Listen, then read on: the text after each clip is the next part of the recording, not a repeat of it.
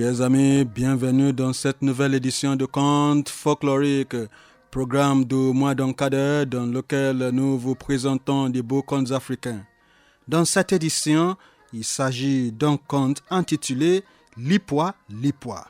Vous allez entendre la voix de Joséphine Sambo, notre conteuse. Quant à moi, je m'appelle David Ekanem. Ne quittez pas l'écoute.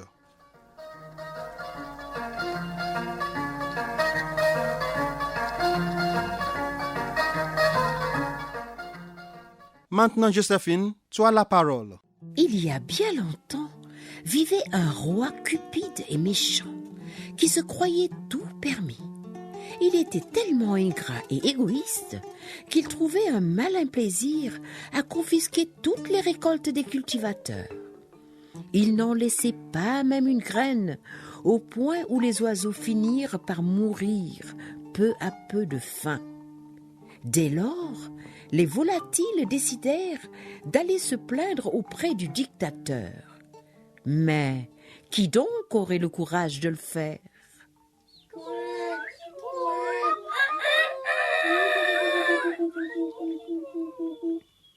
Personne?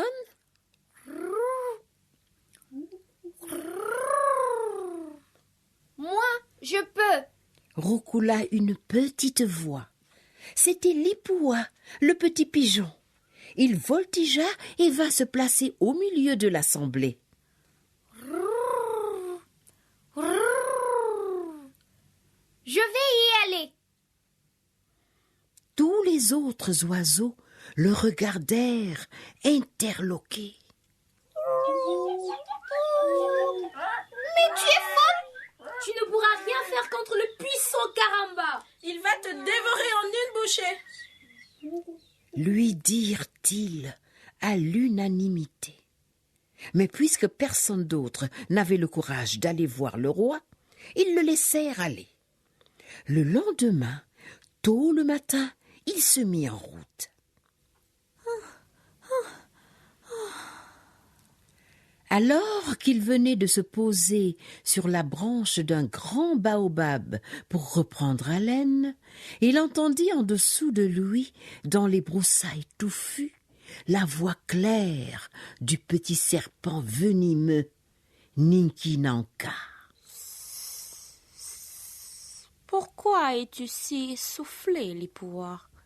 Qu'est-ce qui te pousse à voler si vite à travers la forêt de si beau matin? J'ai accepté une mission difficile. Je dois parler au puissant roi Karamba. Désespéré, il raconta au serpent toute l'histoire.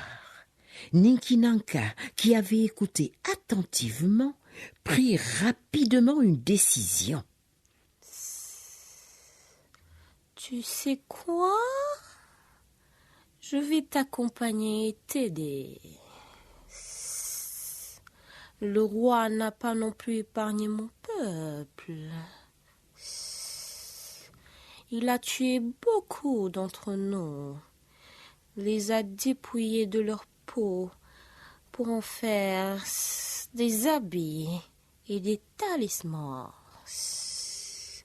Peut-être arriverons-nous ensemble à le vaincre. Tout content, Lipwa demanda à son nouveau compagnon de se faire tout petit et de se cacher sous ses ailes. Ensemble, ils se mirent en route. Lipwa volait maintenant avec difficulté à cause du poids supplémentaire du serpent. Il décida de faire de nouveau une pause juste avant d'arriver au palais. À peine venait-il de se poser sur une termitière, hors d'haleine, que le lion Simba, qui flânait par là, l'interpella de sa voix grave. Lipwa, pourquoi es-tu si essoufflé? Es-tu poursuivi par de mauvais esprits? Oh non, répondit-il. j'ai une mission difficile à remplir. Je dois parler au roi Karamba. Il narra aussi toute l'histoire à Simba. Lorsque le petit pigeon eut terminé de parler, celui-ci lui dit: J'ai aussi des comptes à régler avec Karamba. Il a déjà tué plusieurs de mes frères et orné les murs du palais royal avec leurs crânes. Mettez-vous tous deux sur mon dos. Je vais vous porter jusqu'au palais. Simba traversa les villes à grands pas, si bien que les 3 héros atteignirent la ville où résidait Karamba en peu de temps. Simba se cacha dans la cohue des marchands qui approvisionnent le palais, tandis que Lipua vola courageusement vers la sentinelle postée à l'entrée du palais. Que la paix soit avec vous. Pouvez-vous me dire où je peux trouver le roi? Je dois lui parler, c'est urgent. Toi, petit oiseau, tu oses te mesurer au roi et tu tombes sur la tête. Plutôt que de te laisser parler, le roi te dégustera en soupe. Laissez-moi seulement faire, car le temps presse. Amusée, la sentinelle lui montra une allée bordée d'acacias, au bout de laquelle se trouvait l'entrée du palais royal. Lipua respira profondément et entra au palais. Les gardes, bien trop occupés à commenter l'événement, à grand renfort de rire, ne s'aperçurent pas du passage du lion et du serpent. Karamba était assis à une table chargée de victuailles et se régalait. Que la paix soit avec vous, Majesté. Majesté, excusez-moi. Une grande injustice règne sur ce pays et vous en êtes le responsable. Vous vivez dans l'opulence pendant que tout le peuple meurt de faim. Indigné, le roi claqua les doigts. Garde! Oui, votre majesté. Capturez cet impertinent. Comment un vulgaire petit pigeon ose-t-il me déranger à table pour de telles banalités? Mettez-le en cage et gavez-le, afin qu'il soit bien dodu. Quand il sera gros et gras, servez-le-moi dans une soupe bien assaisonnée. Oui, votre majesté. Tout de suite, votre majesté.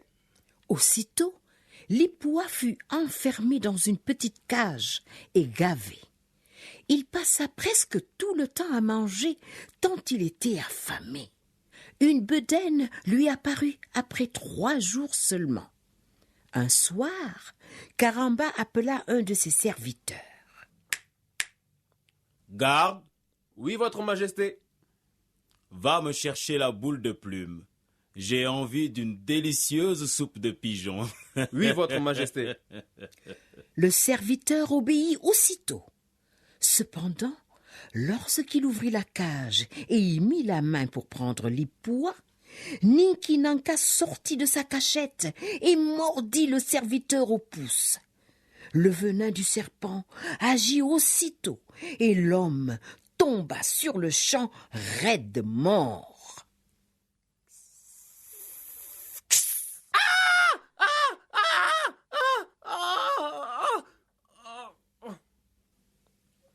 Ne voyant pas arriver le premier serviteur, Karamba en envoya un deuxième.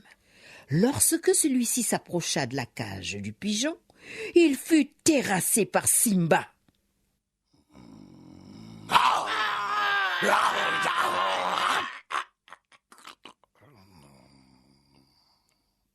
Karamba perdit patience. Mes serviteurs vont voir de quel bois je me chauffe. Pourquoi me font-ils attendre si longtemps? Furibond, Karamba se leva de son fauteuil royal, traversa la salle du trône et se dirigea à grands pas vers la pièce où se trouvait la cage du petit pigeon. Exaspéré, il se mit à crier. Maintenant, tous ceux qui n'ont pas suivi mes ordres vont être... Les derniers mots moururent sur ses lèvres quand il vit ses serviteurs forts et imposants gisant sur le sol devant la cage ouverte du petit pigeon.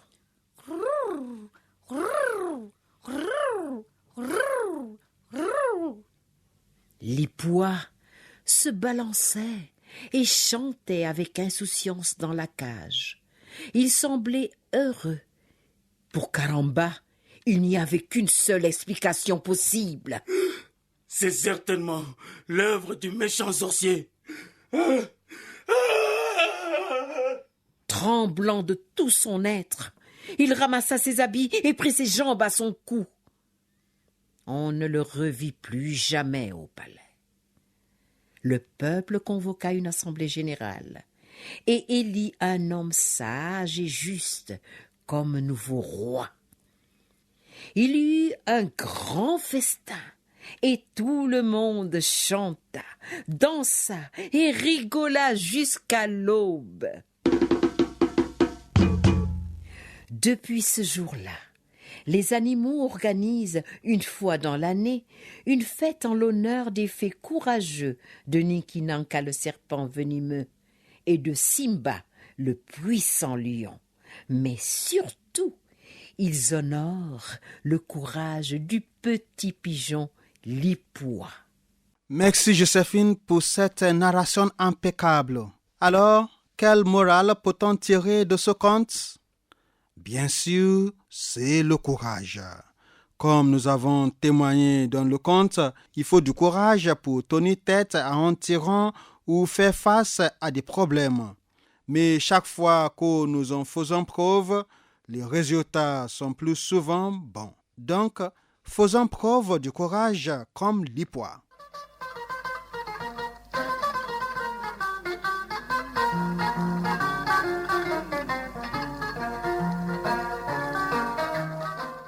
Chers amis, c'est ainsi que nous arrivons à la fin de cette édition de Contes folkloriques qui vous est parvenue du service français de la Voix du Nigeria. Elle a été réalisée en collaboration avec nos confrères de Deutsche Welle, à qui nous disons grand merci. Vous étiez en compagnie de Joséphine Sambo, notre conteuse, et moi, David Ekanem. À la console, Abdouwahid Biokou. Au revoir et à la prochaine.